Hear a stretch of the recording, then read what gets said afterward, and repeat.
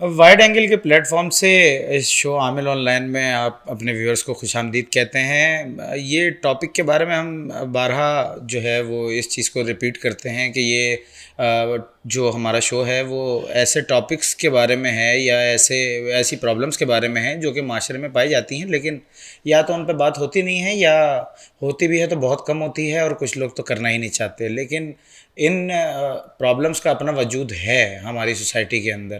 ایسے بہت سارے ٹاپکس آپ کی انفارمیشن کے لیے ہم لے کر چلتے ہیں اور آپ کو دکھاتے بھی ہیں۔ اسٹوڈیو میں ہمارے ساتھ موجود ہوتے ہیں ہمارے گیسٹ، اور اسپریچول ہیلر ہیں اور روحانی اسکالر ہیں جناب اصغر علی سید صاحب۔ السلام علیکم۔ وعلیکم السلام ورحمۃ اللہ۔ کیسے ہیں آپ؟ ٹھیک ہیں؟ الحمد للہ، آپ کیسے ہیں؟ ٹھیک ہے؟ الحمد للہ، ماشاء اللہ سے سردیاں پڑ گئی ہیں۔ جی بالکل، سردیاں کراچی میں کچھ ٹائم کے لیے ہی آتی ہیں، اس کے بعد 1 مہینہ زیادہ سے زیادہ۔ ویورز، سردیوں کی شروعات ہو چکی ہے اور ساتھ ہی ساتھ ہم آج کے ٹاپک پہ آئیں گے انشاءاللہ۔ ہمارے شو کو دیکھنا چاہتے ہیں تو ہمارے پیج کو سبسکرائب کیجئے اور شیئر کیجئے، اور فیس بک پہ بھی ہمارا جو ہے وہ پیج ہے اس کو بھی لائک کریں اور شیئر کریں، اور یوٹیوب پہ چینل ہے ہمارا، اور آپ اسپریڈ کریں۔ یہ ایسی چیزیں ہیں جو ان لوگوں تک پہنچنی چاہیے کہ جو ان چیزوں کو فیس کرتے ہیں لیکن ان کے پاس کوئی اوتھینٹک یا سولیوشن نہیں ہوتا، ان لوگوں تک پہنچائیں، یہ آپ کی ذمہ داری ہے۔ آج کا ہمارا ٹاپک جو سید صاحب نے ہمیں دیا، وہ ٹاپک یہ ہے کہ دعا اور بد دعا، یہ دونوں چیزیں ایسی ہیں کہ اگر آپ پروگرام دیکھ رہے ہیں اور آپ کے ذہن میں آیا یہ چیز فوراً کہ دعا سے کیا چیزیں منسلک ہیں اور بد دعا سے کیا چیزیں منسلک ہیں، ایک پازیٹیو ہے اور ایک انتہائی نیگیٹو ہے۔ اب اس ٹاپک پہ آج بات کریں گے اور اس کو دیکھتے ہیں کہ کتنی ڈیپتھ میں جاتا ہے یہ ٹاپک۔ سید صاحب، یہ ٹاپک جو چوز کیا ہے آپ نے، یہ بہت ہی بھاری ٹاپک ہے، دعا اور بد دعا۔ اس کو تھوڑا سا ہمارے ویورز کے لیے اوور ویو پہلے دے دیں شروعات میں، پھر آگے انشاءاللہ پھر مزید بڑھتے ہیں۔ دعا اور بد دعا، میں اگر آپ سے یہ پوچھوں کہ ان کی ڈیفینیشنز کیا ہیں، تعریف کیا ہے ان کی، اور فرق کیا ہوتا ہے، اور پھر آگے انشاءاللہ۔ بسم اللہ الرحمن الرحیم۔ دعا کے بارے میں جو ہے مسلسل روایات موجود ہیں۔ قرآن کے اندر بہت سی مقامات پر دعا کا تذکرہ ہے، جس میں کہ رب ذوالجلال نے فرمایا ہے کہ مجھ سے مانگو، میں تمہاری دعاؤں کو قبول کروں گا، اور میں تمہاری شہرک سے زیادہ نزدیک ہوں۔ اس طریقے سے، اور جیسے کہ ہم دیکھیں حضرت موسیٰ علیہ السلام نے جو دعا کی ہے کہ رب اشرح لی صدری ویسر لی امری واحلل عقدۃ من لسانی یفقہوا قولی، قرآن کے اندر بہت مشہور و معروف کہ زبان کو جو ہے، زبان کی گرہ کھول دے اے اللہ میرے، اور میرے دل کو کشادہ کر دے، ٹھیک ہے، تاکہ اس میں علم سما سکے۔ اس طریقے سے دعا کے بارے میں رسول اکرم صلی اللہ علیہ وسلم کی احادیث کی روشنی میں، جس میں انہوں نے بہت سے ایک مقام پہ فرمایا کہ دعا مومن کا ہتھیار ہے، ایک جگہ فرمایا دعا دین کا ستون ہے، ایک جگہ فرمایا دعا آسمان و زمین کا نور ہے۔ دعا کا مطلب، دعا کے معنی بظاہر جو کہ ہے مانگنا، پکارنا۔ دعا میں اس کو ایسے بھی کہہ سکتے ہیں گڑ گڑانا۔ اچھا، دعا کے لیے ضروری نہیں کہ آپ زبان سے جو ہے کوئی بھی لفظ ادا کریں، یا اللہ مجھے یہ دے دے، یا اللہ مجھے یہ دے دے، یہ چیز میرے پاس ہو، یہ ہو، میری بچی کی شادی ہو، مختلف جو کہ انسان جو بھی جائز حاجات بھی ہوتی ہیں، بہت سی خواہشات ہوتی ہیں، بہت سے لوگ دنیاوی خواہشات رکھتے ہیں۔ دعا کے لفظی مفہوم تو یہ ہے مانگنا، پکارنا، لیکن دعا جو ہے وہ ایک کیفیت کا نام ہے، دل سے نکلنے والی کیفیت کا نام ہے، ایک جذبے کا نام ہے۔ ضروری نہیں ہے کہ آپ زبان سے پکاریں، کیونکہ اللہ تبارک و تعالیٰ وہ ذات ہے کہ جو شہرک سے زیادہ، جیسے کہ خود خدا نے حدیث قدسی میں فرمایا ہے کہ میں تمہاری شہرک سے زیادہ قریب ہوں۔ جو شہرک سے زیادہ قریب ہے میرے، تو اس کو زبان سے زور زور سے پکارنے کی ضرورت نہیں ہے، وہ دلوں کے حال جانتا ہے۔ میرے دل میں کیا ہے، میں صرف وہ تصور کروں، وہ سوچوں اور اس کی طرف رجوع کر لوں، بس یہ دعا ہے۔ اچھا، دعا کے بارے میں جیسے کہ میں نے آپ کو بتایا کہ مختلف جو ہیں مقام پر جو ہے احادیث بہت زیادہ تواتر کے ساتھ، اور قرآن پورا قرآن جو ہے اس میں اگر آپ دیکھیں تو دعا سے بھرا ہوا ہے، جس میں قدم قدم پہ جو ہے وہ مختلف قسم کی جو ہے وہ دعائیں، جیسے رب زدنی علما، اللہ میرے علم میں اضافہ فرمائی، حدیث ہے، ٹھیک ہے۔ اچھا، جیسے کہ ہم وہ ایک خاص والدین کے حق میں جو دعا ہے کہ رب ارحمہما کما ربیانی صغیرا، اے اللہ میرے والدین پر اس طرح رحم فرما جس طرح انہوں نے بچپن پہ مجھ پہ رحم کیا، ٹھیک ہے۔ اس طریقے سے مختلف مقامات پر تو یہ وہ اہم جو ہے موضوع ہے کہ جس پہ بہت اچھے انداز سے گفتگو ہونی چاہیے، اور اس میں جو ہے وہ بہت زیادہ انسان کو معلومات بھی ملنی چاہیے، کیونکہ یہ ایسی چیز ہے کہ اس کا پورے انسان کی شخصیت سے، کیونکہ ہم الحمدللہ مسلمان ہیں اور مکتب اسلام، دین اسلام سے ہمارا تعلق ہے، اس دین اسلام کے اندر جو ہے جو سب سے بلند جو موضوعات ہیں اس کے اندر یہ دعا شامل ہے۔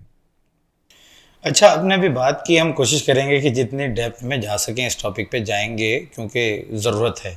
یہ ان ٹاپکس میں سے، ان سبجیکٹس میں سے ہے کہ جو خود ایک بڑا واسٹ ٹاپک ہے۔ آپ نے بات کی ابھی کہ دعا جو ہے وہ دل سے نکلتی ہے، تو سید صاحب بد دعا بھی دل سے ہی نکلتی ہے، کچھ اس کو بھی ٹچ دیں کہ بھائی حیثیت کیا ہے، اور بد کا مطلب تو ہمیں سب کو پتہ ہے کہ وہ ہے نیگیٹو وے میں، تو اس پہ بھی ذرا سی روشنی ڈالیں، پھر انشاءاللہ آگے بڑھتے ہیں یہ ٹاپک کو لے کے۔ دیکھیں اس میں جو ہے وہ اگر ہم دیکھیں اخلاقیات کے لحاظ سے، اور اسی طریقے سے اخلاقیات کے اندر جو ہے جو گناہ کبیرہ اور صغیرہ بھی آتے ہیں، بد دعا جیسے دعا کے بالکل متضاد ایک بات، لیکن اس کے اندر بھی باتیں، مثال کے طور پہ اگر ہم کسی کا حق غصب کریں، کسی کا دل دکھائیں، چاہے وہ زبان سے دکھائیں، ٹھیک ہے، یا ہاتھ سے دکھائیں، آنکھوں سے دکھائیں، ٹھیک ہے، اس طریقے سے جو ہے، یا ہم مثال کے طور پہ قطع رحمی کریں، ٹھیک ہے، کسی یتیم کے ساتھ جو ہے ناروا سلوک کریں، ٹھیک ہے، اسی طریقے سے جو ہے وہ جس کو ہم ایسے کہیں کہ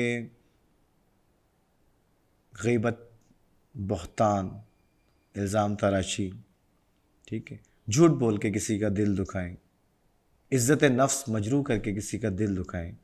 اب مسلسل اس طرح کے جو معاملات ہم اگر اپنے طور سے کر رہے ہیں لوگوں کے ساتھ، تو لوگ جو ہیں یہ دل جس کو اللہ نے ایک انسان کے دل کو نورانی بنایا ہے، یہ اللہ کا نور ہے، آنکھیں خدا کا نور ہیں، ٹھیک ہے۔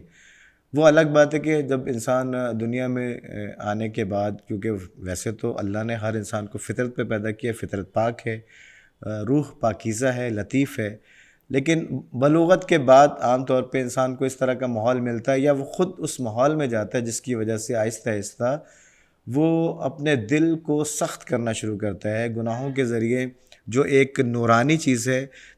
روایتوں میں کہ جب انسان ایک مرتبہ گناہ کرتا ہے تو اس کے دل پر ایک سیاہ نقطہ ظاہر ہو جاتا ہے، پھر دوسرا گناہ کرتا ہے، پھر ایک اور نقطہ، تیسرا، چوتھا، پانچواں گناہ کرتے کرتے آخر میں وہ دل پورا سیاہ ہو جاتا ہے۔ جب پورا دل سیاہ ہو جاتا ہے تو پھر وہ تاریکی کی طرف جاتا ہے، پھر وہ سختی کی طرف جاتا ہے، روح جو لطیف ہے وہ کثیف ہونا شروع ہوتی ہے، ٹھیک ہے۔ اور جب وہ دل کثیف ہو جاتا ہے، جب وہ دل جو ہے وہ جس کو کہیں تاریک ہو جاتا ہے، تو پھر آہستہ آہستہ انسان کا ضمیر، جو کہ ایک خدا نے ایک خاص چیز جیسے جس کو ہم ول کہتے ہیں، لیکن اسی طریقے سے ایک چیز جس کو ہم کہیں کہ وہ نفس لوامہ، نفس مطمئنہ کے جو اللہ نے ہمیں جو ہے وقت پیدائش جو چیز دی، اس کو ہم جب ختم کر کے نفس امارہ کی طرف لے آتے ہیں۔ اب جب ایک ہمارا نفس جو نفس لطیف نفس، جس کو کہیں کہ نفس مطمئنہ سے نفس لوامہ، لوامہ سے نفس امارہ کی طرف گیا گناہ کی وجہ سے، اب وہ دل سخت ہو چکا ہے، وہ نفس سخت ہو چکا ہے، اس کا ضمیر انسان کا مر چکا ہے۔ اب وہ اگر کوئی گناہ بھی کرے گا، کسی کا دل دکھائے گا، اس کو کوئی اثر نہیں پڑے گا۔ یہی بات جو ہے، جب کسی کا دل دکھ رہا ہے، کسی بھی وجہ سے، آپ میری وجہ سے کسی کو تکلیف ہو رہی ہے، اس کی ذات کو تکلیف ہو رہی ہے، اس کی اولاد کو تکلیف ہو رہی ہے، اس کے ماں باپ کو تکلیف ہو رہی ہے، اب وہ جو دل سے نکلنے والی ایک آہ ہے اس کو ہم بد دعا کہہ سکتے ہیں. ضروری نہیں ہے کہ وہ انسان زبان سے بولے کہ تمہارے ساتھ یہ ہو جائے، تم نے مجھے تکلیف دی ہے، اللہ تمہیں اس طریقے سے زبان سے کہنا ضروری نہیں ہے. اگر ایک انسان خاموش ہے، آپ کی وجہ سے، میری وجہ سے وہ تکلیف میں ہے، اور اس کے دل سے آہ نکلی، بس یہ بد دعا ہے، یہ بد دعا کی ایک قسم ہے. اسی طریقے سے زبان سے اگر اظہار کر رہے ہیں آپ اس کو کہ دوسرے کو اپنے جس کو کہیں کہ نفس کی پامالی کی وجہ سے، ٹھیک ہے، میرے حقوق کی پامالی کی وجہ سے جو میں تکلیف میں آ رہا ہوں اور میں زبان سے ادا کر رہا ہوں وہ بات، آپ کے لیے برا میں کہوں اللہ کی بارگاہ میں کہ اللہ اس نے میرے ساتھ یہ کیا ہے، ٹھیک ہے، تو فیصلہ کرنے والا ہے، یا تو اس کے ساتھ یہی کر، تو وہ بہت سخت بات ہوگی. یہی اچھا سید صاحب، ہم نے دیکھا ہے اور یہ چیز رائج بھی ہے معاشرے میں کہ دعا یعنی کہ آپ نے کہا مانگنا. تو اگر بندہ کسی بھی آدمی سے، میں اگر اپنی بات کروں یا کامن بات کروں، اگر اس کو کسی سے کچھ چاہیے، وہ کسی چیز کا طلبگار ہے کسی بندے سے، تو پہلے تعریفوں کے پل باندھتا ہے، ٹھیک ہے. اس کے بعد جو ہے وہ اچھی خاصی تعریفیں کر کے اس بندے کی پھر پوائنٹ پہ آتا ہے، سر آپ بہت اچھے لگ رہے ہیں، کوٹ بہت اچھا پہنا ہوا آپ نے، کیا کپڑے پہنے ہوئے سر، کیا خوشبو لگائی ہوئی ہے آپ نے، کیا کمال جوتے ہیں. اس کے بعد آتا ہے سر چھٹی چاہیے 10 دن کی. تو پھر یہ ہوتا ہے کہ وہ منع بھی نہیں کر پاتا، وہ کہتا ہے بھئی یہ تو میرا ہی بندہ ہے. اس کیس میں جو ہم نے اپنے پروردگار سے ہم طلبگار ہوتے ہیں کچھ چیزوں کے، دعا مانگتے ہیں، تو یہ طریقہ کار مسنگ ہوتا ہے بہت ساری جگہ، جو میں نے نوٹ کیا ہے کہ بھائی ہم ڈائریکٹ اٹھاتے ہیں ہاتھ اور ڈائریکٹ مانگ لیتے ہیں. نہ اللہ رب العزت کی تعریف کرنی ہے، نہ کچھ کرنا ہے، بس ڈائریکٹ یا رب بس یہ دے دے. اور اس طریقہ کار کو کیا کہیں گے؟ دعا مانگنے کا جو صحیح طریقہ کار ہے وہ کیا ہے؟ دیکھیں، سب سے پہلے جو ہمارے کاموں میں ابتدا ہو رہی ہے، جس میں ہم اللہ کی بارگاہ میں جو سب سے پہلی دعا مانگ رہے ہیں، اعوذ باللہ من الشیطان الرجیم، بسم اللہ الرحمن الرحیم، یعنی پہلے خدا کی بارگاہ میں ہم شیطان مردود سے پناہ مانگ رہے ہیں اس کی کہ اللہ اس سے جو ہے ہمیں محفوظ رکھ، یعنی یہ دعا مانگ رہے ہیں، ٹھیک ہے. اس کے بعد پھر ہم کام شروع کر رہے ہیں، بسم اللہ الرحمن الرحیم، ٹھیک. اسلام کی آپ کی بنیاد، آپ کی بیس، آپ کی پہلی سیڑھی ہی جو ہے وہ دعا سے شروع ہو رہی ہے، ٹھیک ہے. دعا سے آپ اپنے کام کی ابتدا ہی کر رہے ہیں، اعوذ باللہ من الشیطان الرجیم، بسم اللہ الرحمن الرحیم، پہلی بات. اچھا، اس میں آپ نے جو بات کی دعا کے بارے میں، تو دعا کے بارے میں جو سب سے خاص جو اس کے جو فضائل ہیں، اس میں اگر ہم دیکھیں تو اس کے اندر بار بار ہر مقام پہ کہا گیا ہے. مثال کے طور پہ قرآن کی ایک آیت ہے جس میں کہا گیا کہ اے ایمان والو، اس آگ سے پناہ مانگو جس کا ایندھن انسان اور پتھر ہوں گے. قرآن کی آیت ہے، یعنی یہ خدا اپنے اس بندے کو کہہ رہا ہے کہ یا جو ایمان رکھتے ہیں، جو مسلمان ہیں، کہ دعا کرو، ٹھیک ہے، میرے بارگاہ میں ہاتھ اٹھاؤ، ٹھیک ہے. اور اس اللہ تعالیٰ ترغیب دلا رہا ہے کہ اس آگ سے پناہ مانگو جس کا ایندھن انسان ہوں گے اور پتھر ہوں گے. تو اپنی اولاد کو بچاؤ، اہل و عیال کو اس سے بچاؤ. اس کو بچانے کے لیے ہمیں کیا کرنا پڑے گا؟ ہمیں نیک کام کرنے پڑیں گے. اور اگر ہم برائی کے راستے پہ خدا نخواستہ کسی بھی وجہ سے گامزن ہو گئے ہیں، یا ہمارے اندر جو ہے بد صفات ہمارے اپنی وجوہات کی بنا پہ پیدا ہو گئی ہیں، تو اس کو ہم کیسے رد کر سکتے ہیں؟ اس کے لیے ہم سب سے پہلے خدا کی بارگاہ میں آئیں گے، ٹھیک ہے. آنے کے بعد پاکیزہ پاک طہارت ہو کے باوضو ہو کر اس کی بارگاہ میں بیٹھ جائیں. اور جو گناہ ہم نے کیے ہیں اس کی بارگاہ میں بیٹھنے کے بعد، اے اللہ، یہ جو گناہ مجھ سے ہوا اس کی وجہ سے جو ہے یہ میرا دل سخت ہوا، یہ میں نے اس انسان کا دل دکھایا، اپنی ماں کا دل دکھا دیا، اپنے بھائی کا دل دکھا دیا، ٹھیک ہے. اب جو ہے میں جو ہے نادم ہوں. نادم ہونے کے بعد بس خدا کی بارگاہ میں جھک جائے. وہ سارے جو کہ جس کو کہیں کہ اب بدیاں ہیں جو میری طرف آئی تھیں، ٹھیک ہے، جو کہ میری اپنی وجہ سے تھیں، جب میں خدا کی بارگاہ میں بیٹھ گیا اور میں نے سر جھکا لیا، اور میں نے صرف اگر زبان سے کچھ نہیں بھی کہا، بس میں نے کہا اللہ تو دیکھ رہا ہے میں نے یہ کیا، بس تو مجھے بخش دے. یہ آپ نے دعا مانگی. اب ضروری نہیں کہ آپ دعا جو ہے وہ زبان سے مانگیں. ٹھیک ہے. جیسے دعا کے بارے میں جو سب سے زیادہ جو جس بات کی تاکید ہے وہ یہ کہ اگر آپ بیٹھے ہیں نماز کے بعد، تاکیبات کے بعد، جیسے نماز وغیرہ پڑھنے کے بعد، واجب فرض نمازیں پڑھنے کے بعد آپ بیٹھ گئے، آپ اس کی بارگاہ میں آپ نے تسبیح و تحلیل کی اللہ کی بارگاہ میں، اس کے بعد آپ نے ہاتھ اٹھائے اپنوں کے لیے، اے اللہ میرے بھائی بہن کو صحت و سلامتی عطا فرما، میرے بچوں کو سلامتی عطا فرما، ٹھیک ہے، میرے جو پڑوسی ہیں ان کو سکون بخش، میرے رشتہ داروں کو. آپ جو بھی دعا ہے وہ لوگوں کے لیے مانگیں، اپنے لیے دعا بالکل آخر میں مانگیں. اگر آپ چاہتے ہیں آپ کی دعا قبول ہو، جیسے کہ یہ سیرت ہے جناب سیدہ فاطمہ زہرا سلام اللہ علیہا کہ جن کی شہادت کے ایام گزر رہے ہیں کہ بی بی ایک دفعہ جو ہے وہ مصلی پر موجود تھیں اور دعا مانگ رہی تھی نماز کے بعد. امام حسن امام حسین علیہ السلام ساتھ میں بیٹھے ہوئے تھے.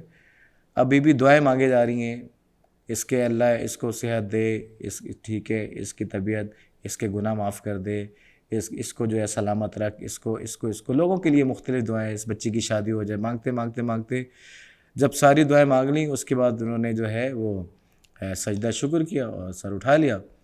تو امام حسن امام حسین علیہ السلام جو ہے بیٹھے ہوئے تھے.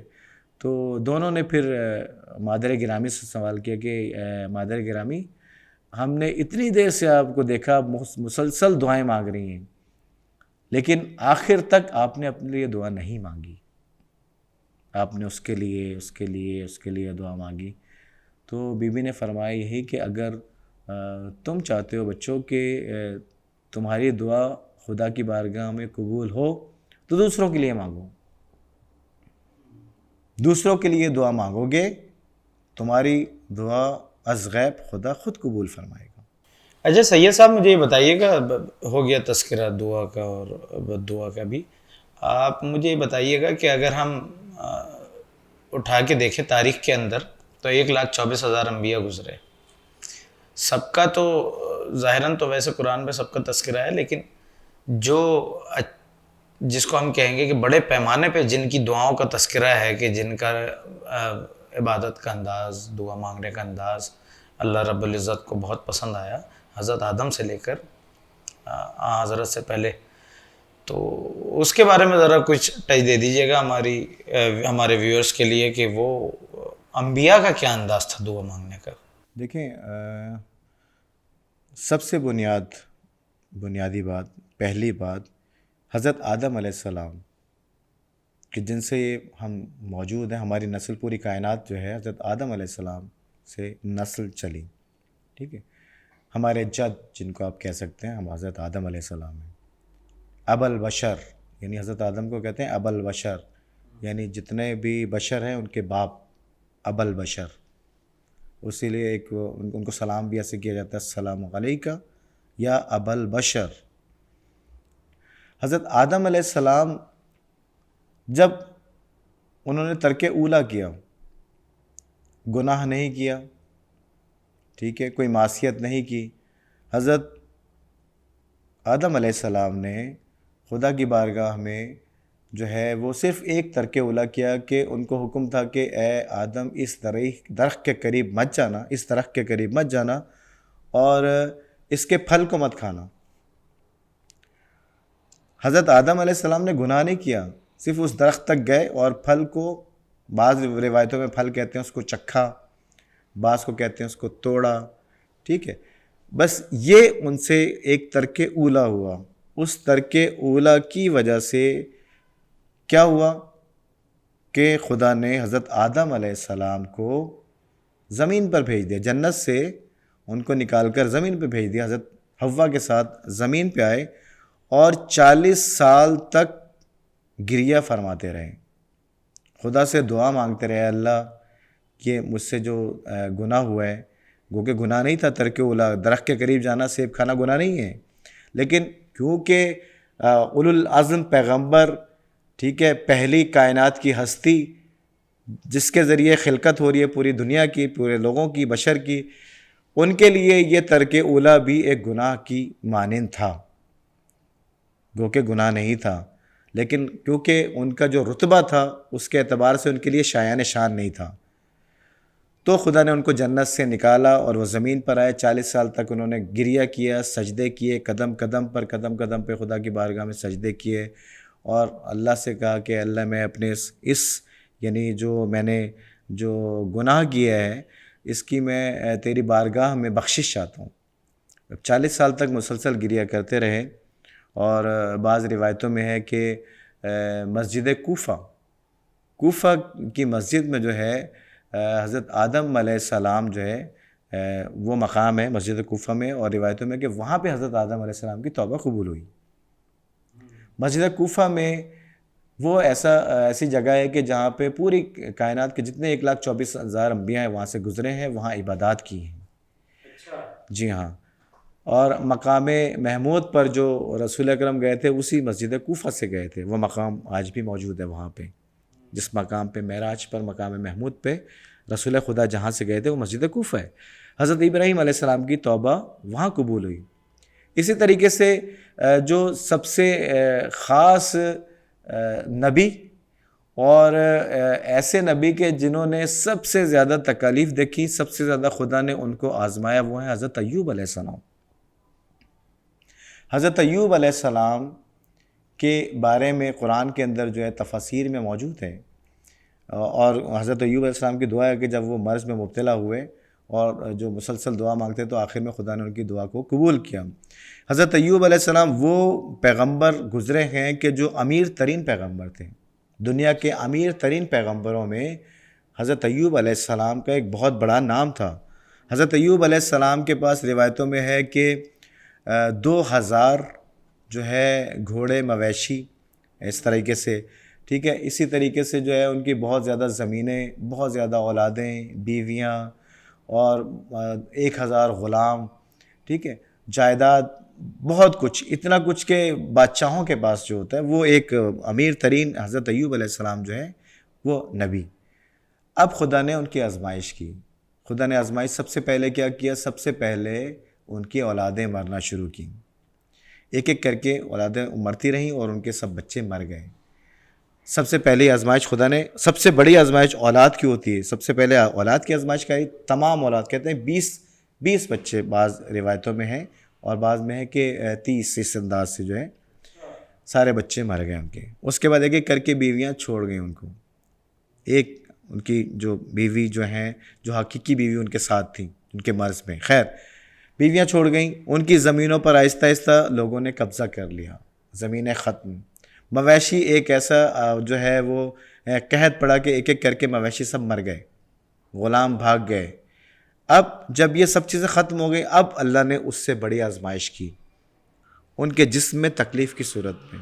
اس سے بڑی بھی آزمائش ہے کوئی؟ اولاد کی آزمائش سب سے بڑی۔ اس کے بعد انہوں نے خدا نے ان کو ایسی تکلیف دی جسم کے اندر کہ ایک زخم ہوا، اور وہ زخم آہستہ آہستہ بڑھتے بڑھتے سڑ گیا، زخم سڑ گیا اور اس کے اندر کیڑے پڑ گئے،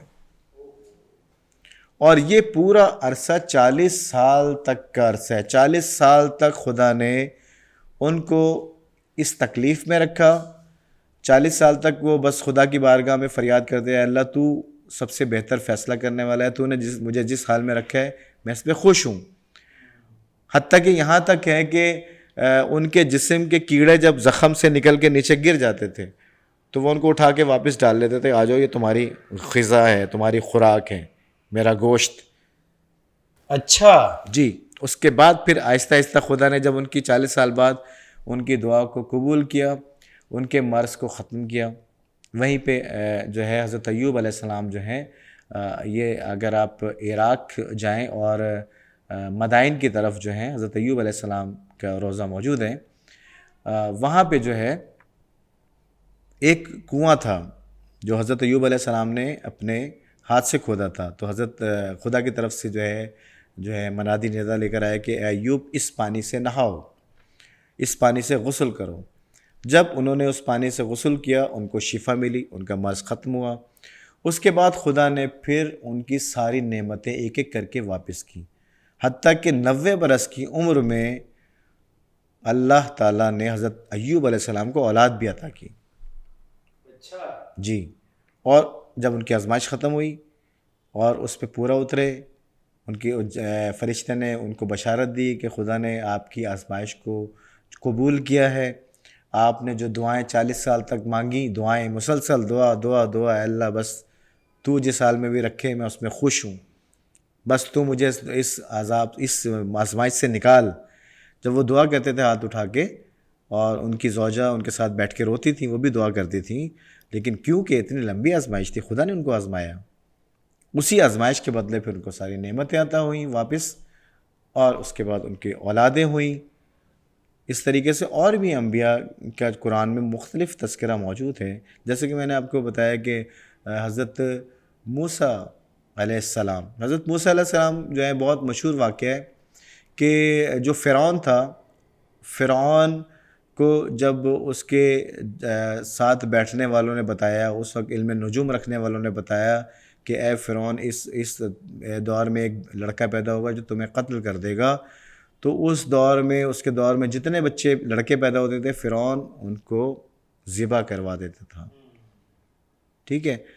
حضرت موسیٰ علیہ السلام دیکھیں، کیونکہ خدا نے جو ہے وہ اس فرعون کے گھر میں ہی جو ہے موسیٰ کو جو ہے وہ پروان چڑھوانا تھا، اور وہ بھی ایک لمبا واقعہ ہے بہرحال.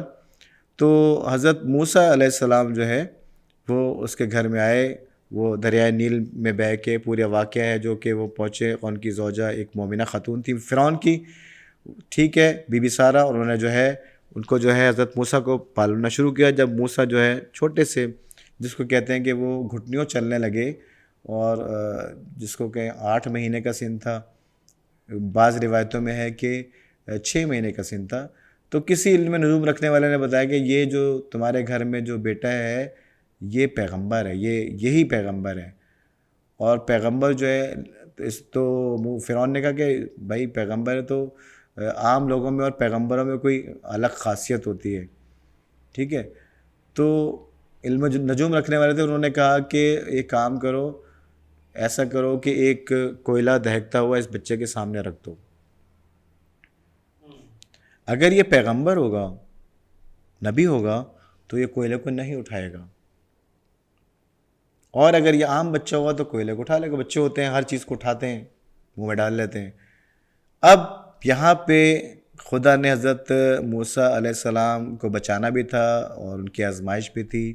جب ان کے سامنے کوئلے کو رکھا گیا تو انہوں نے کوئلے کو اٹھایا، کیونکہ خدا کی طرف سے یہ ان کی آزمائش تھی اور مصلحت تھی، اور انہوں نے اس کو منہ میں ڈالا. اس کے بعد وہ منہ ان کا جل گیا، تو وہ چیز سامنے آ گئی کہ نہیں یہ بچہ عام بچہ ہے. فرعون کو تسلی ہو گئی، سب کو تسلی ہو گئی. لیکن وہ جو کوئلہ منہ میں رکھا تھا، اس کے بعد حضرت موسیٰ علیہ السلام کی زبان میں لکنت پیدا ہو گئی تھی. بات کرتے ہوئے الفاظ ادا نہیں ہوتے تھے، لکنت تھی، جس کو کہتے ہیں تتلا کے، اور اس انداز سے بولتے تھے.